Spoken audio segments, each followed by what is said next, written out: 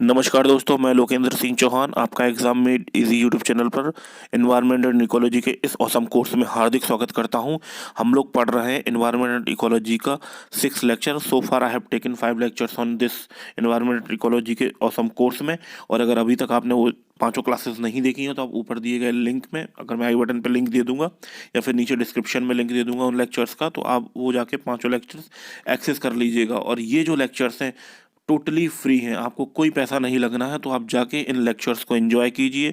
और आपको पसंद आता है तो वीडियो को लाइक और शेयर जरूर कीजिएगा और चैनल को सब्सक्राइब करना भी मत भूलिएगा, ठीक है। चलिए अब हम अपनी आज की क्लास स्टार्ट करते हैं। So far I have as I told you, so far I have taken 5 lectures, तो मैं उस पर बेसिक्स कवर कर रहा हूँ। और ये जो बेसिक्स है उसमें इकोलॉजी के बारे में मैंने बता दिया है आपको, और ये सारे पोर्शंस को मैंने कंप्लीट कर दिया। हम लोग पढ़ रहे हैं फंक्शंस ऑफ इकोसिस्टम, जिसमें energy flow, food chain, food web, ecological pyramid, pollutant trophic level, biotic interaction और बायोजियोकेमिकल साइकिल, जो मैंने लास्ट क्लास में बताया था। आई होप कि आप लोगों को समझ में आ गया होगा। आज हम लोग पढ़ेंगे इकोलॉजिकल सक्सेशन। इकोलॉजिकल सक्सेशन एक बहुत महत्वपूर्ण टॉपिक है। जब हम स्टैटिक कॉन्सेप्ट की बात करते हैं इन्वायरमेंटल इकोलॉजी की, तो इकोलॉजिकल सक्सेशन से क्वेश्चन पूछ लिए जाते हैं कि प्राइमरी सक्सेशन या सेकेंडरी सक्सेशन क्या होता है, या फिर इकोलॉजिकल सक्सेशन पर से उसकी डेफिनेशन दे दी जाती है और फिर उसमें से कुछ कुछ उसको निकाल के आपको कंफ्यूज करने के लिए पूछ लिया जाता है। तो मैं उन सब बातों पर भी चर्चा करूंगा, ठीक है। जो सबसे पहले हम स्टार्ट करते हैं इकोलॉजिकल सक्सेशन। तो सबसे पहले आप ये चित्र देखिए। जो ये आप चित्र देख रहे हैं इसमें आपको लश ग्रीन एकदम फॉरेस्ट दिख रहा होगा, हरे भरे पेड़ दिख रहे होंगे। लेकिन क्या आपने सोचा है कि हमेशा से पेड़ हरे भरे थे, या फिर बस इस तरीके से ही आपको जो भी आप जंगल देखते होंगे तो आपको कभी अपने दिमाग में लाया है कि वो इसके पहले क्या था? ठीक है, नहीं लाया होगा। तो बस एनवायरमेंट एंड इकोलॉजी में आप यही सारी चीज़ों को आपको एक पर्सपेक्टिव मिलता है सोचने का, ठीक है। देखिए, तो सबसे पहले यहाँ कुछ ऐसा होगा, ये देखिए। फिर धीरे धीरे यहाँ पे इस तरीके से यहाँ पे छोटे छोटे श्रब्स आए होंगे, तो यहाँ पे कुछ इस तरीके से डेवलपमेंट हुआ होगा। या फिर आप ये देख लीजिए, बैरन लैंड पड़ा हुआ है, फिर धीरे धीरे देखिए इसमें कुछ श्रब्स आए हैं, ठीक है। ये सारे फोटोज। इकोलॉजी एनवायरनमेंट पढ़ने का सबसे अच्छा तरीका है रंगीन चित्रों से पढ़ने। अगर आपने एनवायरनमेंट एंड इकोलॉजी पढ़ने का सबसे अच्छा तरीका है कि अगर आप कोई कॉन्सेप्ट पढ़ते हैं तो उसकी इमेजेस जरूर देखें। जब मैं आपको एंडेंजर्ड स्पीशीज और रेड डेटा बुक में ये सारी चीज़ें पढ़ाऊंगा तो मैं तब भी मैं आपको जो भी जीव जंतु के नाम बताऊंगा उसका आपको चित्र दिखाऊंगा, ताकि वो चीज़ याद रह जाए आपको, ठीक है। ये देखिए, अब आप ये समझिए कि सबसे पहले कुछ क्या होता है, एक्सपोज्ड रॉक होती है, मतलब कुछ छोटे छोटे, कहीं कुछ होता नहीं है, ठीक है। फिर उसमें धीरे धीरे लाइकेन्स एंड मोजेस आते हैं। फिर देखिए छोटी छोटी उसमें वीड्स आती हैं। फिर कुछ उसमें उसमें से ही जो चट्टान है, अब देखिए ये यहाँ तक कन्वर्ट हो गया है। फिर उसके बाद इसमें ये सारी चीज़ें, ये जो आपको पिक है, मैंने लास्ट क्लास में बताया था, छोटे पेरेनियल वीड्स एंड ग्रासेस आती हैं, फिर उसमें छोटे श्रब्स आते हैं, ठीक है।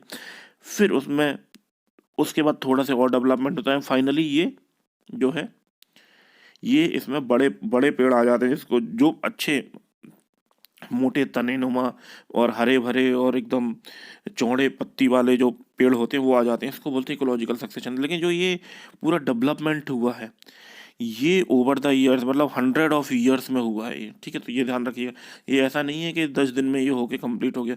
इसको सैकड़ों साल लग जाते हैं इस प्रोसेस को होने में, तो ये भी बहुत इंपॉर्टेंट है समझने के लिए, ठीक है। तो मोटा मोटा इसको ही इकोलॉजिकल सक्सेशन बोलते हैं कि कि इन्वायरमेंट के अकॉर्डिंग जो वहाँ के जीव जंतु रहते हैं, जो वहाँ पे पेड़ पौधे रहते हैं, वो अपने आप को भी रिस्ट्रक्चर्ड कर लेते हैं, अपनी वैरायटी को भी चेंज कर लेते हैं। उसको ही इकोलॉजिकल सक्सेशन बोलते हैं। ये मैंने बताया आपको एक साधारण भाषा में, ठीक है।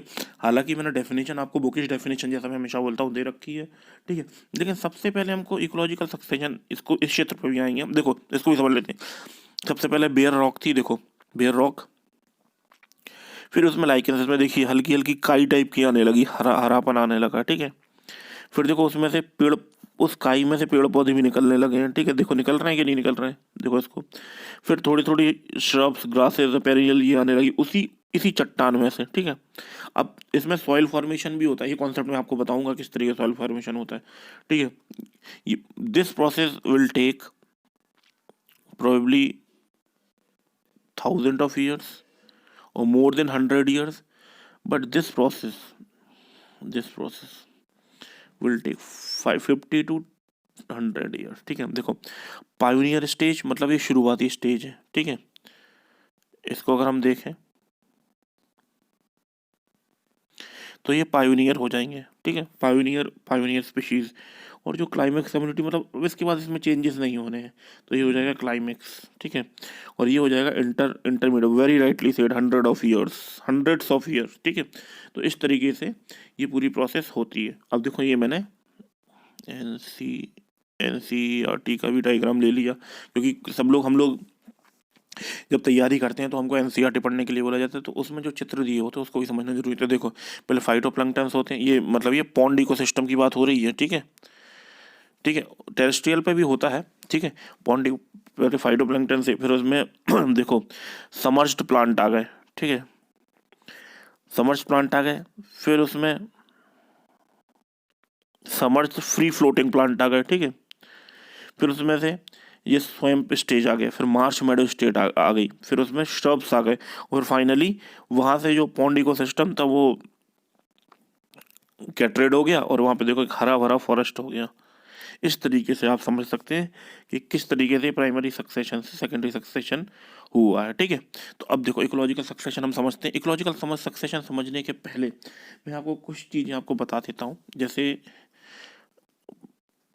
पॉपुलेशन है, ठीक है, या कम्युनिटी है। ठीक है, कम्युनिटी जो होती है, पॉपुलेशन है कम्युनिटी, उनकी कोई डेफिनेशंस हो, मतलब उनके कोई कैरेक्टरिस्टिक्स होते हैं। उनके कैरेक्टरिस्टिक्स मतलब कैसे, ये मतलब जो पॉपुलेशन है कम्युनिटी होती है ना, वो अपने स्ट्रक्चर को मतलब दे change their structure and composition with changing environment, मतलब बदलती हवा के साथ वो अपने आप को बदल लेते हैं, कुल मिला के ऐसा होता है। ठीक है, अगर एनवायरनमेंट चेंज होता है तो जो स्पीशीज की वैरायटी है वो भी चेंज हो जाती है। हम बोलते हैं ना कभी कभी कि यार अब पहले जैसा ही चीज़ें नहीं है, पहले जैसे फल नहीं आते, या पहले जैसे फूल नहीं आते, या पहले जैसे कोई पर्टिकुलर चीज़ में कोई नहीं बोलते हैं कि यार पहले जैसी बात नहीं रही, यार अब चेंजेस हो गया, अब टेस्ट चेंज हो गया। तो वो टेस्ट क्यों चेंज हुआ, या वो पर्टिकुलर फूल उस तरीके से क्यों नहीं आते, वो इस तरीके से नहीं आते, क्योंकि इन्वायरमेंट भी चेंज हुआ है।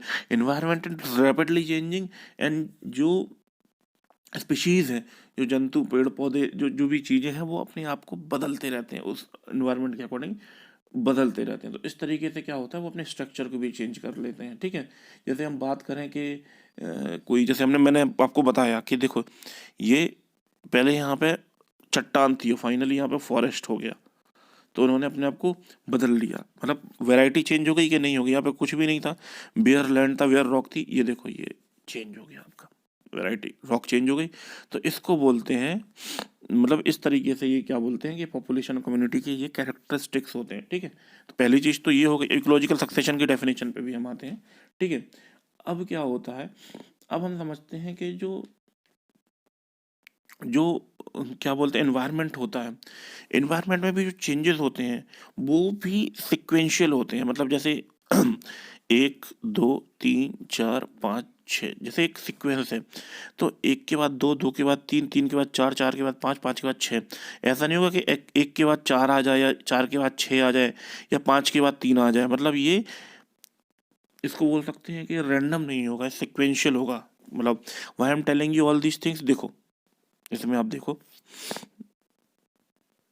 पहले इसमें ये था ना, डायरेक्ट इसके बाद मतलब बियर रॉक के बाद डायरेक्ट शेडेड टॉलरेंट ट्रीज तो नहीं बने ना, पहले इसको पूरा पायोनियर स्टेज से गुजरना पड़ा है, मतलब इट है this process has to go through with all the sequential process. तो ये इन्वायरमेंट का एक सीक्वेंस होता है, प्रॉपर्टी होता है। ठीक है, ये बेयर रॉक से डायरेक्ट ग्रास श्रब से उसमें नहीं जाएगा, ये बेयर, या फिर लाइकन से ये बेयर रॉक में नहीं जाएगा। ठीक है, ये ऐसा ही चलेगा। ठीक है, मतलब जैसे हमारी एज है, वो हम मान लो अभी 22 साल के, 25 साल के हैं, तो हम डायरेक्ट 50 के नहीं होंगे, we have to go through with this process 25 से 30, 30 से 35, 35 से 40, and this sequence will take place. तो इसी तरीके से इन्वायरमेंट में भी होता है, तो सबके अपने नियम होते हैं, और ये नियम के थ्रू ही सारी चीज़ें गो थ्रू होती हैं। तो अब इसको समझते हैं, अब इस डेफिनेशन को समझते हैं। अगर हम बोल सकते हैं कि changes in the environment, changes in the community, अगर फिजिकल एनवायरनमेंट के साथ कम्युनिटी चेंज भी आता जाता है, इस चीज़ को हम इस चीज़ को हम मतलब बहुत मोटा मोटी समझ लेते हैं इसमें, ठीक है। अब चलो अब हम डेफिनेशन गो थ्रू करते हैं कि succession is the universal process. Succession मतलब बदलाव ही संसार का नियम है, ठीक है।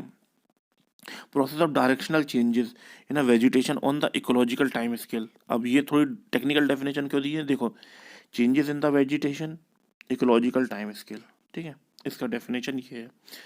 Why I am telling you all this things, because ये थोड़ा टेक्निकल है, but you guys must know कि वो टेक्निकल डेफिनेशन भी क्या बोल रहा है। जब आप कोई भी इन्वायरमेंट का कोई भी आप करंट अफेयर्स पढ़ते हैं तो उसमें इस तरीके की डेफिनेशन दी जाती है, तो आपको समझ में आना चाहिए। देखो, succession occurs when the series of community replace with another due to large scale destruction of natural or man-made, मतलब चेंजेस आते हैं जब इसमें, तो ये कम्युनिटी चेंज हो जाती है। जैसे होता है बेयर रॉक का, जहाँ श्रब्स थी, लाइकेंस थी, वो चेंज हुए श्रब्स में, तो इस तरीके से replacing another community until mature community developed. Mature community मतलब डेवलप, मतलब हाँ, एक चीज़ पढ़ लेते हैं। Succession is the progressive series of changes which lead to establishment of relatively stable climate. अब देखो,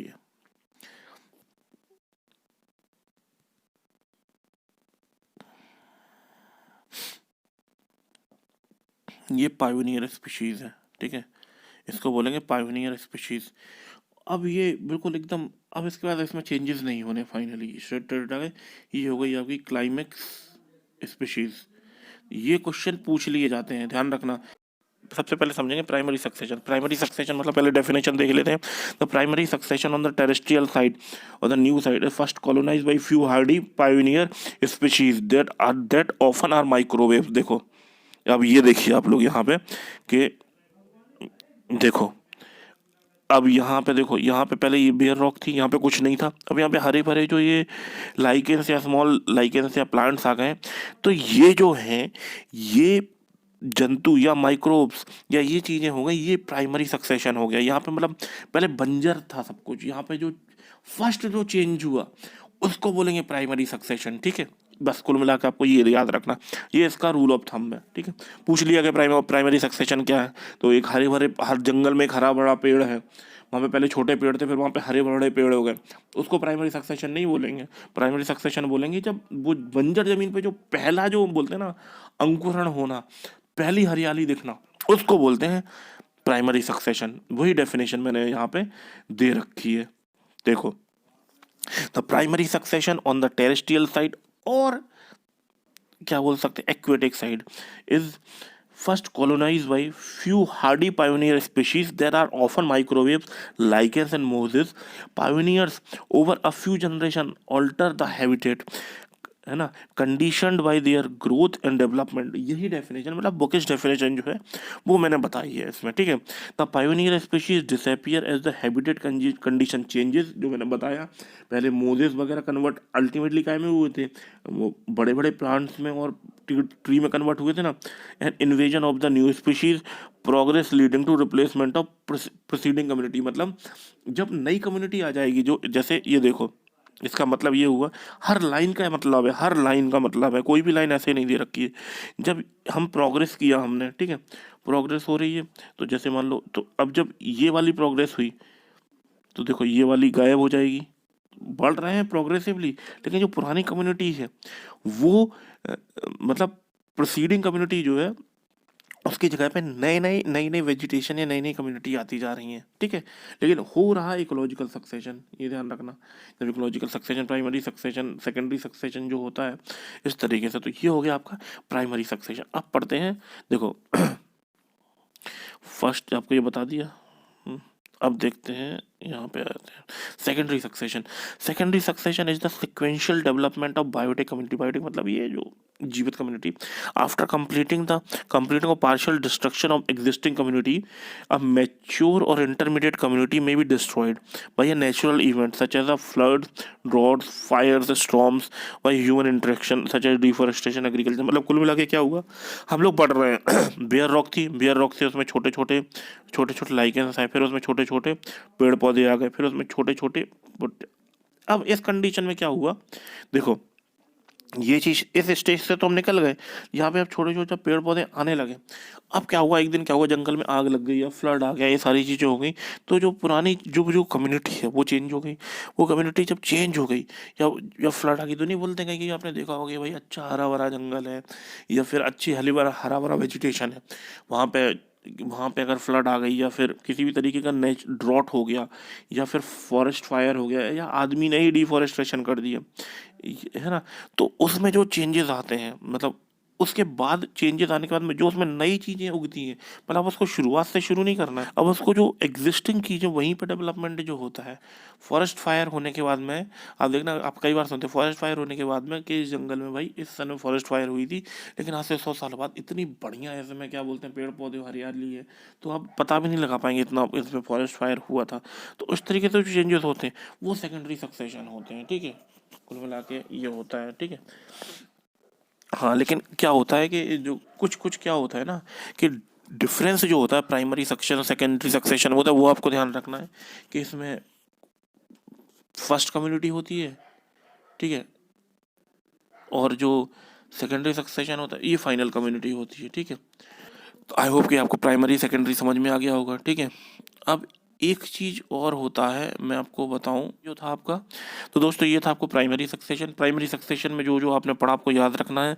इसमें जो जो चीज़ रखना, जैसे बायोमास इंक्रीज होना, वेराइटी इंक्रीज होना, और क्या बोलते हैं नंबर ऑफ स्पीशीज इंक्रीज होना, ये सारी सारी चीज़ याद रखना है।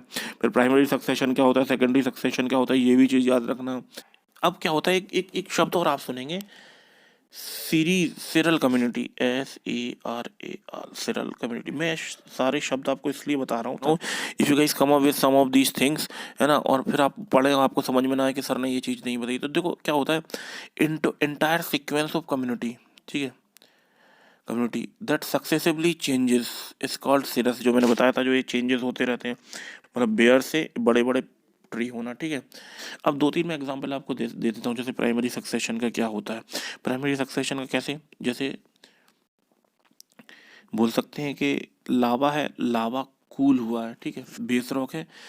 अब जो लावा कूल हुआ है तो कहीं पे लावा बना होगा, जैसे डेक्कन प्लेटू वहाँ पे लावा था, तो वहाँ पे पेड़ पौधे आने लगे कि नहीं आने लगे, कब हुआ होगा वो लावा, बोलते हैं ना कि लावा से डेक्कन प्लेटू बना है। तो वो और दक्कन का पठार जो उसको हिंदी में बोलते हैं, ये जो आपका हैदराबाद मालवा से नीचे की जो पूरा एरिया है, साउथ तरफ चले जाते हैं, तो उसमें देखो जैसे बोल सकते हैं कि भाई न्यूली फॉर्म लावा बेयर रॉक या फिर न्यूली क्रिएटेड पॉन्ड या रिजर्वॉयर, तो इसमें आपका प्राइमरी सक्सेशन होगा। सेकेंडरी सक्सेशन क्या होगा, जो ग्रास लैंड है, ठीक है, जो फॉरेस्ट फायर लैंडस्लाइड या फिर किसी भी तरीके से अनकल्टिवेटेड लैंड है, मतलब लैंड को पहले साफ किया, ठीक है, और फिर उसको उसको फिर अनकल्टिवेटेड छोड़ दिया, तो ऐसा है। अब दो तीन चीज़ें और होती हैं इसमें कि जो प्राइमरी सक्सेशन होता है, और प्राइमरी सक्सेशन मतलब जो फर्स्ट कम्युनिटी होती है, मतलब जो शुरुआत में पायोनियर कम्युनिटी होती है, और जो फाइनल कम्युनिटी, उसमें भी कुछ डिफरेंसेस होते हैं, ये भी आपको ध्यान रखना है। जिसमें क्या होता है, ये जो प्राइमरी सक्सेशन होता है उसमें क्या होता है, स्मॉल साइज़ के प्लांट होते हैं, थोड़ी चीज़ें हॉस्टाइल होती है, मतलब कठिनाई होती है, मतलब रॉक, ये सारी चीज़ें होती हैं। इसमें क्या होता है ना कि जो प्राइमरी पायोनियर पायोनियर जो कम्युनिटी होती है, पायोनियर कम्युनिटी में क्या होता है कि जो सॉइल है वो डेवलप होती है, ठीक है, और उस पहले सबसे पहले सॉइल डेवलप होती है, लेकिन उसमें क्या होता है, सॉइल तो डेवलप हो जाती है, लेकिन मतलब फाइनल जो कम्युनिटी होती है, क्लाइमेक्स कम्युनिटी, उसमें क्या होता है, सॉइल तो डेवलप हो चुकी होती है, उसमें क्या होती है कि सॉइल को बिल्ड किया जाता है, मतलब जैसे अब ये ग्रो हो गई है, अब इसको और अच्छा बनाना, कुल मिला के यहाँ पे बेसिक काम होता है, यहाँ पे थोड़ा एडवांस काम होता है, इस सॉइल को ग्रो करना, यहाँ पे सॉइल ग्रो होती है, ठीक है, ठीक है, और जो इस नहीं, मतलब यहाँ पे क्या होता है, secondary success, secondary climax community में क्या होता है, फाइनल कम्युनिटी में क्या होता है, जो पेड़ पौधे हैं वो जो सॉइल बन चुकी है उसमें उगते हैं, लेकिन पायोनियर स्टेज में, पायोनियर जब जो कम्युनिटी होती है उसमें जो होता है, सॉइल बनती है, उस बनती हुई सॉइल में पेड़ पौधे उगेंगे, मतलब सॉइल बनाते हैं कुल मिला के। लेकिन इसमें क्या होता है, जो पेड़ पौधे उगते हैं, मतलब बोल सकते हैं कि जो पायोनियर कम्युनिटी, इसमें कंडीशन बहुत ज़्यादा हार्श होती हैं, बहुत ज़्यादा हॉस्टाइल होती हैं, कुल मिला के ये है।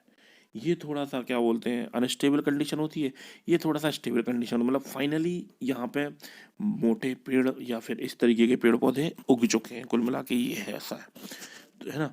तो ये चीज़ें आपको समझनी है। तो ये आपका ये जो डिफ़रेंस था आपका पायोनियर स्पीशीज़ या पायोनियर कम्युनिटी बोल सकते हो या और ये था क्लाइमेक्स कम्युनिटी में, ये मैंने आपको डिफरेंस बता दिया। समझ में आ गया? एक बार और बता देता हूँ। स्मॉल साइज़, इसमें लार्ज साइज़ होता है प्लांट। कंडीशन थोड़ा हॉस्टाइल होती हैं, इसमें कंडीशन स्टेबल होती हैं, ठीक है? इसमें क्या होता है, सॉइल डेवलप होती है, जो पेड़ पौधे उगते हैं सॉइल डेवलप करते हैं। इसमें क्या मतलब जो माइक्रोब्स होते हैं, लाइकेंस होते हैं, इसमें क्या होता है, जो पेड़ पौधे उगते हैं वो आप बोल सकते हैं कि मतलब बनी हुई चीज़ों पे ही पेड़ पौधे उगते हैं, मतलब सारा सारा काम फिक्स है, अब इस पे ही चीज़ें उगेंगी। कुल मिला के ये हुआ। तो दोस्तों ये पूरा जो कॉन्सेप्ट था, ये था प्राइमरी सक्सेस। इसको मैंने पूरा इन डेप्थ आपको इसलिए समझाया है ताकि आपको आपको ये इस चीज़ की समझ बनी रहे, क्योंकि छोटे-छोटे कॉन्सेप्ट है ना, कभी-कभी हमको नहीं समझ आते हैं तो परेशानी हमको खड़ी हो जाती है। इसलिए मैंने इसको टाइम लेके पूरा लेंथ डीप इन डेप्थ मैंने आपको ये समझाया है ताकि आपको इस चीज़ को समझ में आ जाए। और मैंने इसलिए चित्रों को भी इसमें डाला है, फ़ोटोज़ भी डाली हैं ताकि आपको ये सारी चीज़ें समझ में आ जाएँ। तो ये था इकोलॉजिकल सक्सेशन के साथ प्राइमरी, सेकेंडरी और किस तरीके से डेवलपमेंट होती है, किस तरीके से पॉन्ड इकोसिस्टम में, जैसे पॉन्ड इकोसिस्टम की बात करें फाइटोप्लैंक्टन, फिर उसमें समर्ज प्लांट होते हैं, फिर फ्लोटिंग प्लांट आते हैं, फिर रेड स्वैम्प होती है, फिर मार्च मेडो स्टेजेस होती है, फिर स्टॉप्स आते हैं, फिर फाइनली ये वहाँ पे दिखते ही नहीं कि भाई वो पॉन्ड इकोसिस्टम था तो पेड़ पौधे उगने लगे। तो इस तरीके से वहाँ पॉन्ड इकोसिस्टम में काम करता है। सक्सेशन आपका इकोलॉजिकल सक्सेशन आपका कहीं भी हो सकता है, ठीक है? कुल मिला के वो बड़े बड़े पेड़ों की बनने की कहानी को हम बोल सकते हैं इकोलॉजिकल सक्सेशन। अगर हम इसको सौखी सीधी एक बात बोलें, सक्सेशन मतलब सक्सेशन की मतलब कुल मिला के स्टेजेस में होता है, जो मैंने आपको बताया, मतलब और ग्रेजुअल और मतलब थोड़ा सा टाइम टेकिंग होता है, ये भी है, ठीक है? लेकिन क्लाइमेक्स कम्युनिटी जब प्राइमरी कम्युनिटी से लेके प्राइमरी स्पीशीज से लेके और जो क्लाइमेक्स कम्युनिटी की जो मतलब जो क्लाइमेक्स कम्युनिटी पे आते हैं वो बहुत स्टेबल होता है, मतलब उसका वो मतलब वो बैलेंस्ड होता है, इन्वायरमेंट से लड़ने वाला होता है, बहुत स्टेबल होता है, उसको ये बोल सकते हैं, ठीक है? तो ये आपकी पूरी कहानी है। तो दोस्तों आप ये लेक्चर्स, आई होप कि आप ये लेक्चर्स पसंद कर रहे होंगे। लेक्चर्स अगर आप पसंद कर रहे हैं, ये जो हमारी सीरीज़ है आपको पसंद आ रही है एनवायरमेंटल इकोलॉजी की, तो अपना प्यार ज़रूर दिखाएं। आप वीडियोस को देखें, अपने दोस्तों के साथ शेयर करें, वीडियो को लाइक करें, ज़्यादा से ज़्यादा मात्रा में सब्सक्राइब करें, और किसी भी तरीके की कोई समस्या कोई कठिनाई हो तो आप मुझे कमेंट करके ज़रूर बताएं। We are here to help you. हम लोग यहाँ पर जो हैं, हम लोग आपकी हेल्प करने के लिए हैं। हम लोग चाहते हैं कि आप लोगों का सिलेक्शन हो। हमारी मेहनत और आपकी मेहनत से ही हम लोग इस चीज़ को सफलता की ओर मोड़ सकते हैं। मेरा काम आपको पढ़ाने का है, मैं पढ़ा सकता हूँ, लेकिन आपका काम पढ़ने का है, तो आप पढ़ते रहें।